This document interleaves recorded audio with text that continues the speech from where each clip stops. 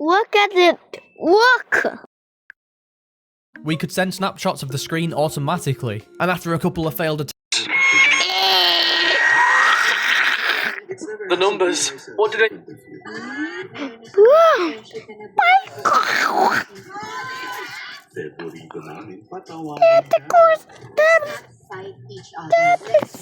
Classic smiley face. Wow. Snowman. Malamig snowman.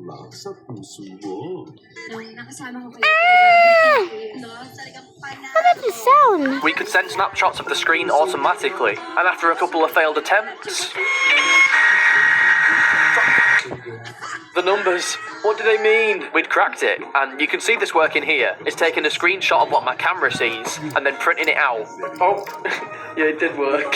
Just about, you can't really make it out. At this point, I told the app to just send as much information to the printer as it could. Oh my god, oh my god. Booted up Minecraft and let her rip.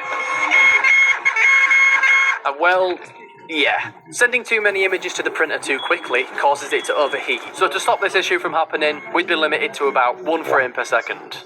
Brilliant. So the printer was now functioning as an actual screen, but there's still one big issue. We wouldn't be able to play with the paper just spurting out everywhere. So to solve this problem, I'm going to revisit my childhood for a second. When I was younger, and a little bit more of an idiot than I am now, I was obsessed with stop motion animations and flip books. Well, that and eating Play-Doh. And that got me thinking, I could use the same idea of stop motion animation to basically turn the printer into a self-printing stop motion machine by making a mechanism to rebundle the paper as it's getting printed out, essentially lining up each frame in the same spot. I'd be able to look at that single spot and play the game like one of those old Zoetrope?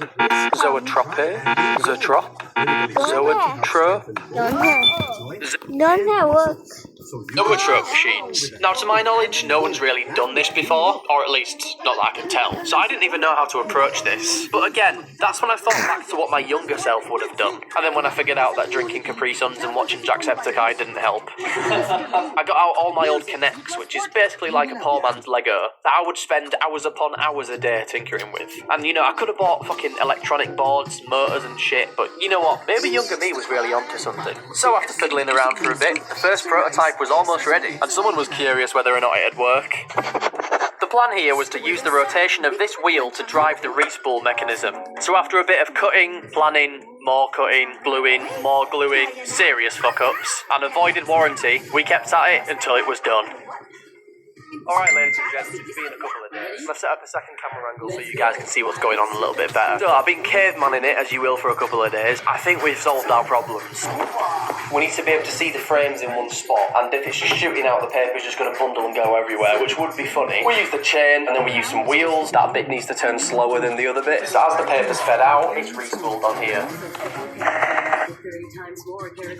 Sa Maggie Magic Sarap, gawing magical ang sarap.